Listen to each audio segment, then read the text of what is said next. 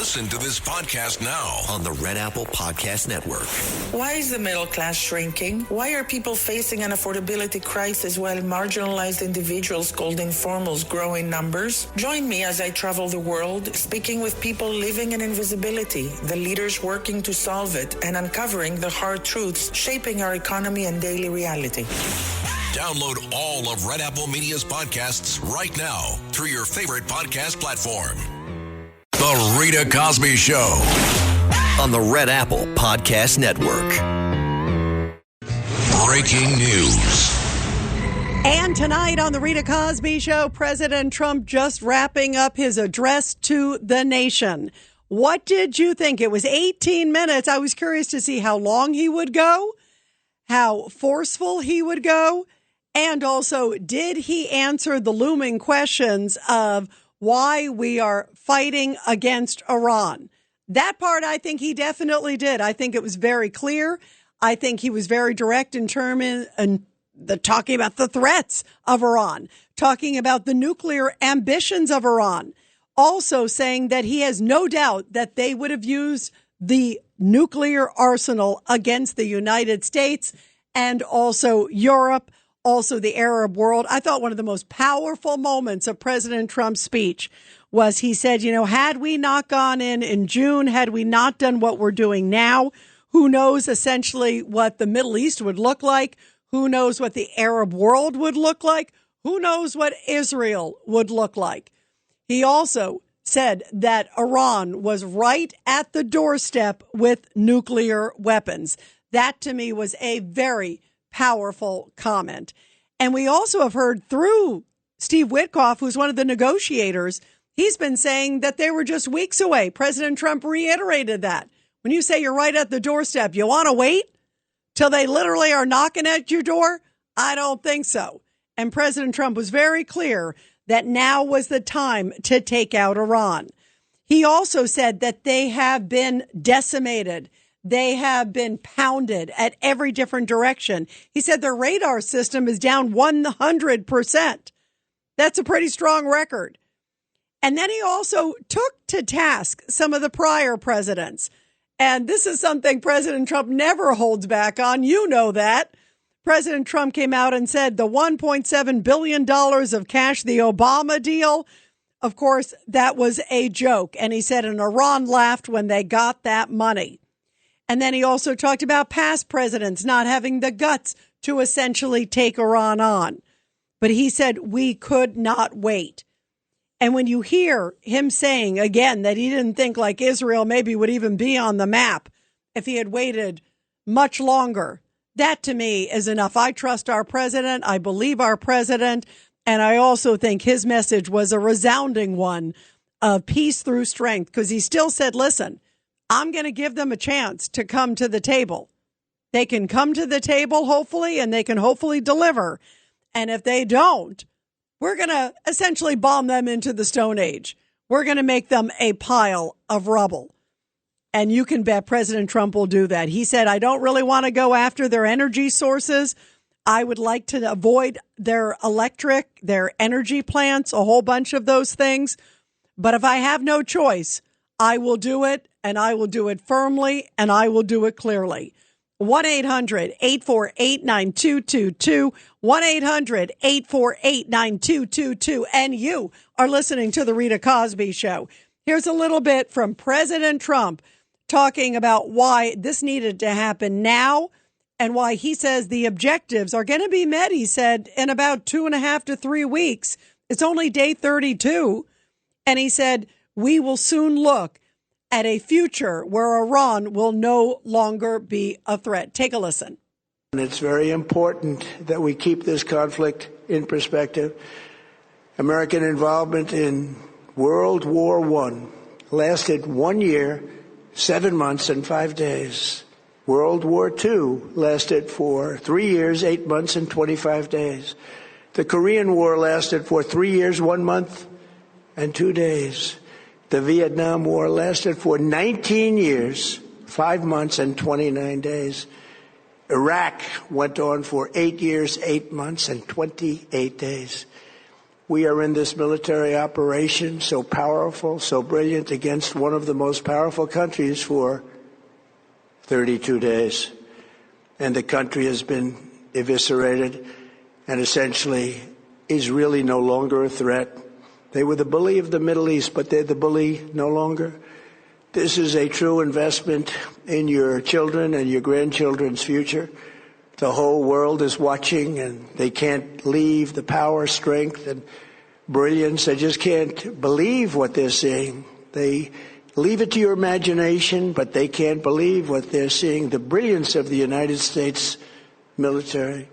Tonight, every American can look forward to a day when we are finally free from the wickedness of Iranian aggression and the specter of nuclear blackmail. Because of the actions we have taken, we are on the cusp of ending Iran's sinister threat to America and the world. And I'll tell you, the world is watching. And when we do, when it's all over, the United States will be safer, stronger, more prosperous, and greater than it has ever been before. That is the message of a leader who says we must do this for history. 1-800-848-9222, 1-800-848-9222. And you are listening to The Rita Cosby Show. Let's go to Joaquin on line 2. Joaquin, your thoughts tonight. Good evening, Rita. You know, President Trump, of course, he always delivers when he makes a speech. And unfortunately, I just don't think that anyone on the left is going to get on board with it because they're going to stick with their propaganda. But he's right, you know, and this had to be done. And on top of that, I really think that we need to get out of NATO and get out of the UN and let them take care of themselves, because obviously they're not going to support us. You know, Joaquin, I was waiting for him tonight to see if he would come out and say, we're pulling out of NATO, or NATO's useless, or whatever the case is. He did say that he thinks the Strait of Hormuz, where, of course, they're getting so much of the oil, Europe is, not necessarily us. And in fact, he made a point that, we don't really need to protect the Strait of Hormuz. You do. And so he was essentially saying that it's up to you guys to take care of it, and that you should, quote, have the courage to go in and take it back, because you're going to need it back. And then eventually, after all this is over, things are going to straighten out. I thought that was an interesting line. Let me play that one, because this is cut number 16, and this is a little over 2 minutes. And this is President Trump essentially saying to those in the community, not calling out NATO by name, but essentially saying, have the guts and protect your turf. Take a listen. The United States imports almost no oil through the Hormuz Strait and won't be taking any in the future. We don't need it. We haven't needed it, and we don't need it. We've beaten and completely decimated Iran. They are decimated, both militarily and economically and in every other way. And the countries of the world that do receive oil through the Hormuz Strait must take care of that passage. They must cherish it. They must grab it and cherish it. They can do it easily. We will be helpful, but they should take the lead in protecting the oil that they so desperately depend on. So to those countries that can't get fuel, many of which refuse to get involved in the decapitation of Iran, we had to do it ourselves. I have a suggestion. Number one, buy oil from the United States of America. We have plenty. We have so much. And number two, build up some delayed courage. Should have done it before. Should have done it with us, as we asked. Go to the Strait and just take it. Protect it. Use it for yourselves. Iran has been essentially decimated. The hard part is done, so it should be easy.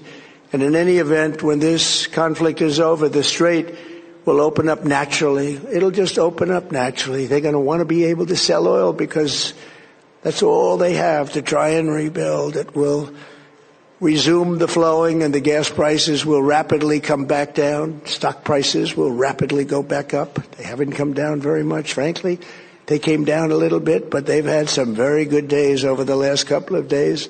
We've done actually much better than I thought, but we had to take that little journey to Iran to get rid of this horrible threat. With our historic tax cuts, where people are just now talking about receiving larger refunds than they ever thought possible. They are getting so much more money than they thought. That's from the great big beautiful bill. Our economy is strong and improving by the day, and it will soon be roaring back like never before. Did he make the case? Did he reassure the American public?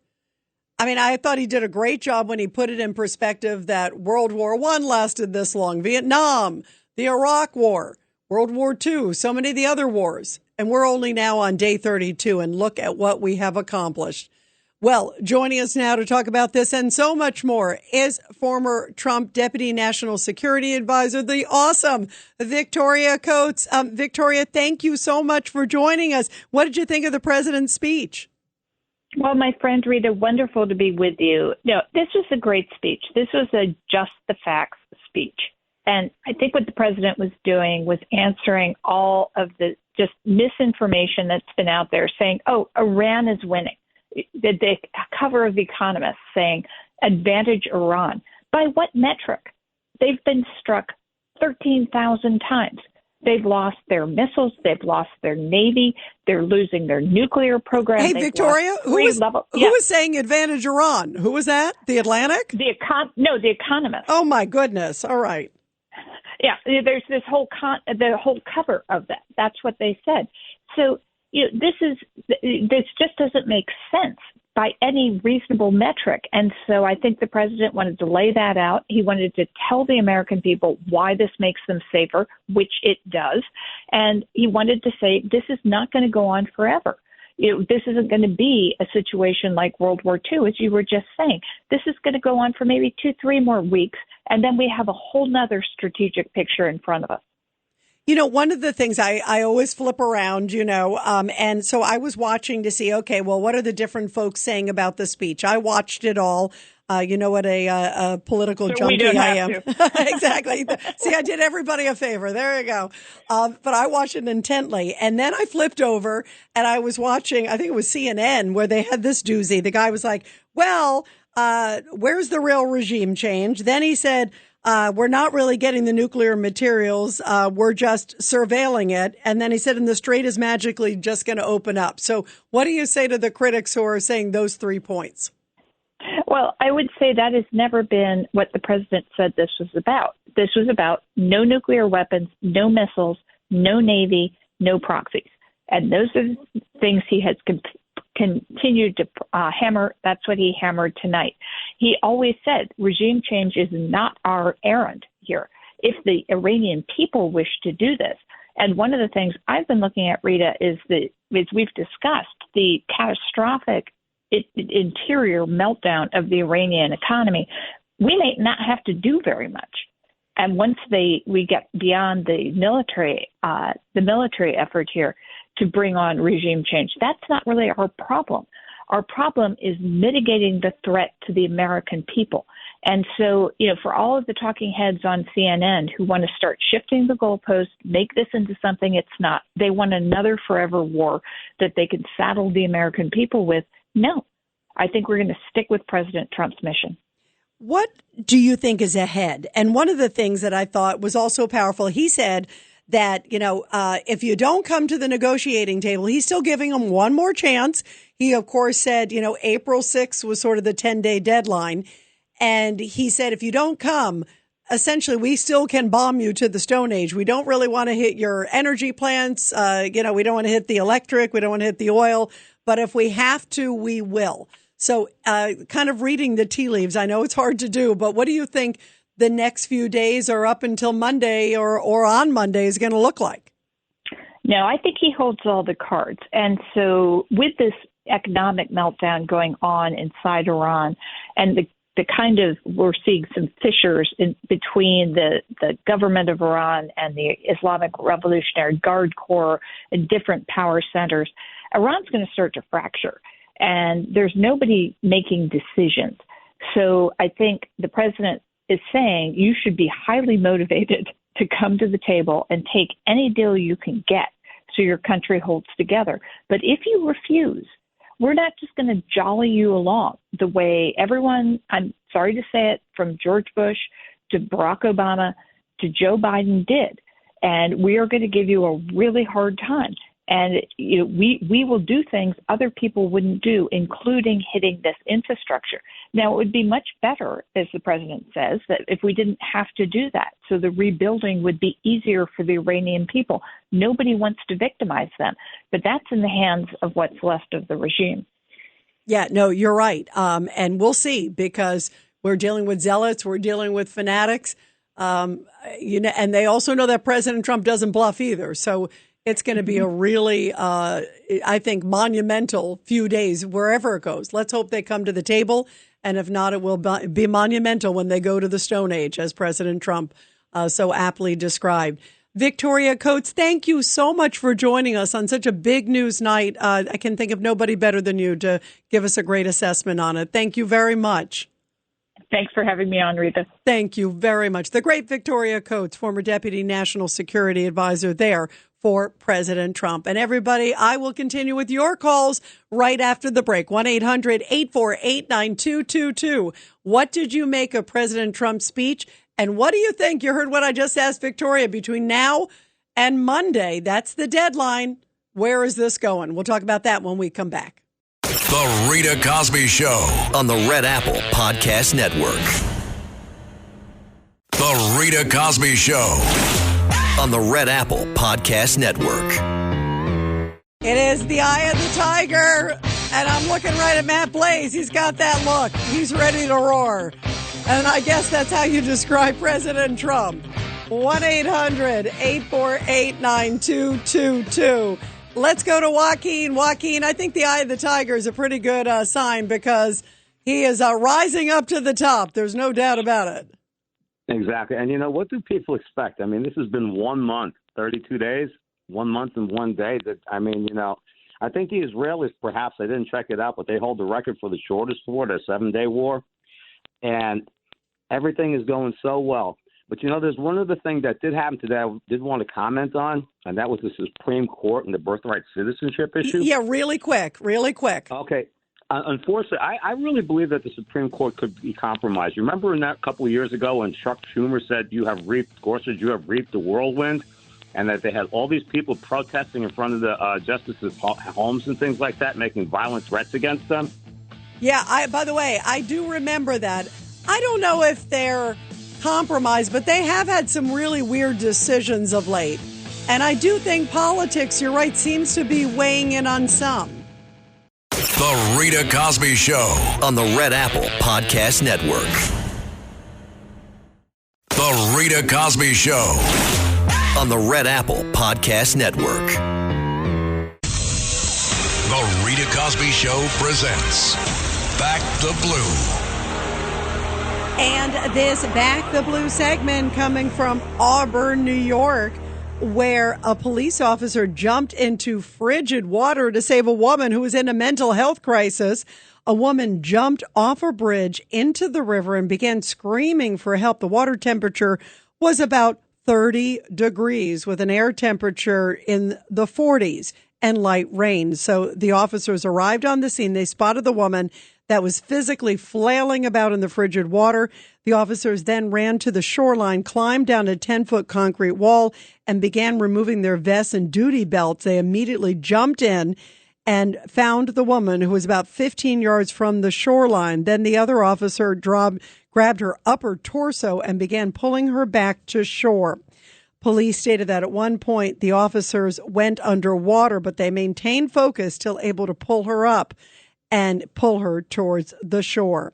Thankfully, she was said to be okay. She was transported to a local hospital for treatment, and thankfully both the officers were also safe and sound. And bravo, of course, to our great men and women in blue who do so much to keep us safe. Well, President Trump tonight praised the U.S. military for their incredible acts of courage, what they have done so far to change the course of history. Think about what they did, and he brought it up. He brought up Venezuela, going into Venezuela, capturing Maduro. That's an amazing feat. And at a time right now where the price of oil and everything else is going up, he said, listen, we're number one in the world. Venezuela, America, Venezuela's number two. We don't need the Middle East. And in fact, we encourage the Middle East and others to buy from us.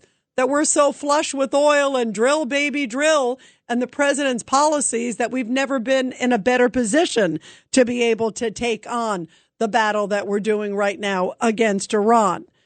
And President Trump also said that I am one more time giving Iran this, quote, new regime. These are, he said, less extreme than the other ones. I think anybody would be less extreme than the other ones. The other one was the crazy Ayatollah. But he said, I am giving them one more chance to come to the table or else. Take a listen to how he described it. I've made clear from the beginning of Operation Epic Fury that we will continue until our objectives are fully achieved. Thanks to the progress we've made, I can say tonight that we are on track to complete all of America's military objectives shortly, very shortly. We are going to hit them extremely hard over the next 2 to 3 weeks. We're going to bring them back to the Stone Ages where they belong. In the meantime, discussions are ongoing. Regime change was not our goal. We never said regime change, but regime change has occurred because of all of their original leaders' death. They're all dead. The new group. Yeah, it sure is a new group. In fact, it's not the new group. I think he's wrong. I think it's the third or fourth new group, because every time a new group comes in, suddenly they get eviscerated by the U.S. or the Israelis. So it's a new group of a new group of a new group of a new group. And the other thing President Trump talked about tonight, and I think this was one of the most powerful moments of his address to the nation. And I'm glad that he spoke, because you get a chance, CNN, MSNBC, some of these places where they don't even want to give him 1 second of airtime. Remember MSNBC during all the stuff where they said, he's out there complaining about the border, that the border is wide open, that there's problems. Let's dip back to local programming because he's not telling the truth. Well, he clearly was telling the truth about the border. It's obvious. You could just see the video of all them crossing the border. But what happened tonight is it looked like, from what I saw, maybe I'm wrong, but I had a whole bunch of TV monitors up, and it looked like all of them were simultaneously carrying this speech. All the networks, all the cable channels. We certainly were also on WABC radio, Red Apple Network. We always cover the best and the biggest. And so everybody got a chance to hear from him directly and hear why he was doing it. He also laid out the case that many of his predecessors, not saying it, but they clearly didn't have the guts to do it. And in fact, with what Obama did, he was actually supplying the regime, giving them $1.7 billion. And he talked about how the regime just laughed at Obama, totally took advantage of him, thinking that Obama, I can buy the regime's appeasement. I can somehow get them to not do nuclear weapons. And what did they do? They turned around and used that money. And you can imagine where that money ended up. So here is President Trump saying, I didn't want to just do words. I am a man of action, and I did it for you, and I did it for your kids, and I did it for your grandkids. I did many things during my 2 terms in office to stop the quest for nuclear weapons by Iran first, and perhaps most importantly, I killed General Qasem Soleimani in my first term. He was an evil genius, brilliant person, a horrible human being, however, the father of the roadside bomb, and he lived just horrible what he did. Iran would have been perhaps in far better, stronger position. He lived, we would have had probably a different conversation tonight. But you know what? We'd still be winning and winning big. And then very importantly, I terminated Barack Hussein Obama's Iran nuclear deal, a disaster. Obama gave them $1.7 billion in cash, green cash. Took it out of banks from Virginia, D.C., and Maryland, all the cash they had. He flew it by airplanes in an attempt to buy their respect and loyalty, but it didn't work. They laughed at our president and went on with their mission to have a nuclear bomb. His Iran deal would have led to a colossal arsenal of massive nuclear weapons for Iran, and they would have had them years ago, and they would have used them. Would have been a different world.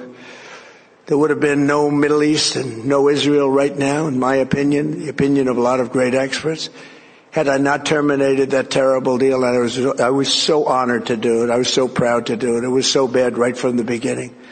Essentially, I did what no other president was willing to do. They made mistakes, and I am correcting them. They made mistakes, and I'm correcting them. And that line also where he said there would have been no Middle East, no Israel. Does that sound like a president who doesn't understand the gravity of this moment? Is there something that some of these Democrats out there who've been criticizing President Trump just don't understand? Do you want to have somebody like the Ayatollah, who the now late leader of Iran, to have a nuclear weapon? I don't think so.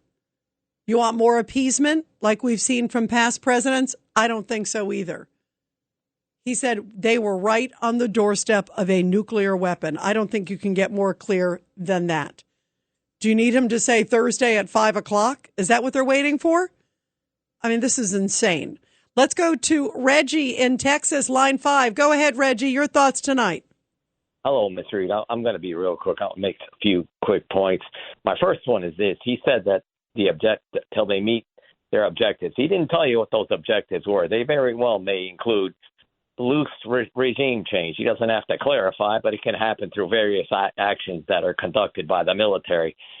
My second point is he made it clear to the Europeans and NATO, look, we're going to help you with the Strait of Hormuz, but the days of us doing all the heavy lifting, you're going to get off your your fat butts, and you're going to do some work. You're going to spend some money. You're going to get up here and hold your end up. And when you're talking about the Democrats, I don't know if you saw this, but there was a message from the Iranian president that was released out there where basically it was like Tokyo Rose. I just can't believe we've reached the point where we're actually airing a message from a country we're at war with, where he's taking umbrage with our government. And we've really reached a low point as a country. I just can't believe where we're at. Just can't believe what we're doing. You know, I agree with you. I feel like there are some people in this country who are just, it almost seems like out to go against America, because clearly it's President Trump. That's what's changed. If you separated the names and suddenly it was Joe Biden, they'd say, boy, what a hero. You know, he's the greatest thing in the world. It is such just the deficit in their minds of Trump derangement syndrome. And that's all it is. And to me, it's so dangerous, Reggie. I'm glad you hit on the topic of like the playing of the leaders from Iran. And then I think about John Brennan. Remember John Brennan, who came out and he was the former CIA director who said, I believe Iran over President Trump about negotiations. I mean, and like as if there was any kind of communication. Turned out there was communication, because even the foreign minister, who doesn't like to admit a lot there, came out and said, yeah, well, there's been not necessarily direct, but it's through messages. And then he kind of then later said, well, maybe through Witkoff. I mean, that's communication. I mean, but to second guess our president and essentially say Iran, the evil, that's like Hitler's got to be right. And Churchill and Roosevelt, boy, they don't know anything. I don't believe them whatsoever. I mean, that's how preposterous this is. So I want to play, Reggie, hold on. I want to get your reaction to this. This is Jim Hines, and he was on CBS over the weekend. He kind of echoed a little bit of what we heard from John Brennan. This is Jim Hines, of course, politician from Connecticut, Democrat. Take a listen. You said that the president's not really negotiating with Iran. Is that because you haven't been briefed as a member of Congress on the diplomacy, or you think he's flat out lying? Oh, I think he's flat out lying. Last Sunday when he was told, and by the way, we're in exactly the same position today, oil prices now $112 a barrel, and, futures in the stock market down 2%. Last Sunday he realized, oh my God, I've got a financial cataclysm on Monday. So he just made it up that they're in negotiations with the Iranians. Look, underneath that statement, the Iranians have now realized that they have the reins. They are controlling the Strait of Hormuz. Gasoline prices are up more than $1 a gallon. And so the Iranians realize, holy smokes, we've got a lot of leverage here. Is there anybody out there? who's stupid enough to think that Iran is the one who's got the reins in this whole thing. I mean, you've seen the satellite images. Yeah, they are trying to play for keeps. But in terms of them having the reins of this situation and that President Trump is lying, I use the phrase disgrace. It's shocking. Reggie, it's absolutely shocking. So where do you see this going? Because I don't see these people getting any better. It's like they're wishing almost for America's demise in this. It's almost like they want to find out that Iran is right there on the verge of nuclear weapons again, so they can go, ha, President Trump, and don't worry about the nuclear weapons, but let's go after President Trump, right? I mean, that's how insane this is, Reggie. Well, this is a residual, Miss Rita, of not having any policies, any plans, any ideas. There is nothing positive or feasible that comes from the left. There's no idea and any counter proposals on anything. Their whole idea is to resist and fight. And it's funny that he would mention the oil prices. I went back and I looked for laughs and giggles. April of 2022, when their boy was in charge, oil was going at $119 a barrel. Not even a whimper from them. Didn't hear much back then, did we? No, and gas was up sky high for no reason. That's the other thing, too. At least, look, this has been a blip. I mean, if you look at it, it's not great, but this is expected. There would be something wrong if it didn't go up right now. I mean, I full-heartedly expected that it was going to go up, and I thought it would be temporary. And as soon as this is over, it's going to come back down. And if anything, it's taught us the importance of President Trump's policies. Can you imagine if Joe Biden was can you imagine if Iran was literally a heartbeat away on the doorstep of a nuclear weapon? And I know Steve Witkoff. So Steve Witkoff came out and said that they were bragging to them, saying that, yeah, we have 60% enriched uranium and we can essentially build anywhere, from 6 to 11 nuclear weapons in a matter of weeks.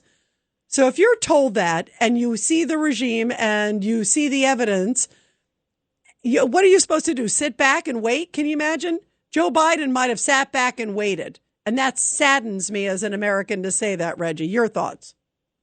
Oh, well, my first thing, Miss Rita, don't you think he would have said don't, and that would have been the deterrent? Yeah, you're right. You're right. He would have said don't first. Exactly. Don't. This whole situation got out of hand.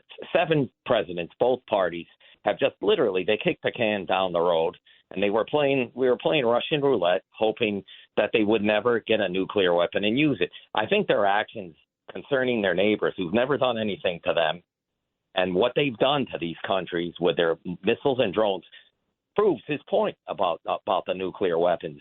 And it's almost comical to believe that people don't think they would do it. And they were complaining last week saying that we hit a school or whatever. This is coming from a country that's firing missiles and drones at cities with using weapons against apartment buildings, firing indiscriminately into cities, killing whoever they want. And they're talking about these are war crimes? Oh, my goodness. And nothing from the left about the 45,000 that they killed or what Iran is doing to its neighbors, which the silence is just deafening. I think our country really, I'm really saddened by it. I hope I am so wrong. I think we're beyond repair as far as the country ever coming together again. I just don't think it can happen. Wow. It's sad me to that. Reggie, that's a really powerful statement from you. And I wonder, too. I honestly wonder, too, because we've gone off such a deep end, especially on the Democratic side, the way that I have seen them go after everything that sort of resembles law and order, anything that resembles President Trump, anything, even if it's an extremely noble mission. I mean, I never thought I would see somebody on the other side of the political aisle, even if they didn't like the president of the United States, essentially call him a liar and say, I believe Hitler. I believe the Ayatollah. I believe, the worst regime in the world in modern times. That is a whole new low. And even the reaction tonight, not cheering him on, criticizing him right after a speech like that. That to me is a disgrace. And I worry you may be right, Reggie. And I hope you and I are both wrong, my friend, but I worry you might be right. Reggie, thank you very much. Everybody, we're going to continue your calls after the break. 1-800-848-9222. And we'll be right back here on The Rita Cosby Show. The Rita Cosby Show on the Red Apple Podcast Network. The Rita Cosby Show on the Red Apple Podcast Network.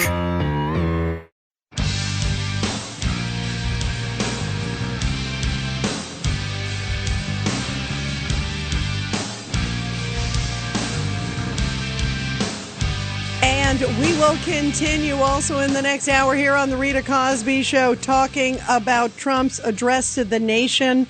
It was a remarkable moment, the fact that he did it, every channel taking it. Will it also change some of the negativity that we're seeing in some of the media? He's reaching out to the American public, speaking directly to the public. Even if some of the crazy commentators say, oh, this is terrible, I guess they would like Iran to get a nuclear weapon. Is that what that's about? I hope we're not at that low of a point. 1-800-848-9222. 1-800-848-9222. Let's go to Stan in Forest Hills on line 4. Stan, how you doing? Okay, nice to talk to you. Stan, wait. Did you miss me? I haven't heard from you in a while. Where have you been? I've been listening, but the garbage I hear, stinks. So okay, so you must be at another station. But anyway, go ahead. No, I wouldn't listen to it. I've listened to other stations, but the stink from this one is getting worse. But, okay, go ahead. Let's see what you can wreak on us. We don't have much baby. time. You'll be up in less than a minute. So you want me to call after the commercial break? No. Start it now, and we'll maybe continue. But go ahead. I hope so. Okay. First of all, let's get something straight here. Okay. I have stated before, I'm glad they were bombed. I said that before. I'm glad it was supposed to happen. But does anybody on this station has anybody heard the word "I surrender"? Has anybody heard any of these people say, "I will quit, I'm done"? No. And they're not going to. Okay? The spiel and the verbal diarrhea coming from Trump, he should have shut his mouth, let the military handle the situation. He talks too much. It's the greatest thing. We did this. I mean, I don't need a history of other wars because we failed in other wars. So let's get true here. He should keep his mouth shut. Did we fail in World War II? Did we fail? I missed that one. I'm sorry. World War II we did, but the military talked. It was Eisenhower, Marshall, all of them talked. Not the president. We had radio, but it was only towards the end when we were before Roosevelt died. And then Harry Truman. Stan, hold on. I will carry you over. You're saying that you haven't heard the words "I surrender," and I agree. We haven't heard that yet. That's why I still feel they need more of a pounding. And they're fanatics. Since we brought up World War II, I equate them to these kamikaze pilots from Japan that were willing to die in Pearl Harbor. But let's continue in a minute.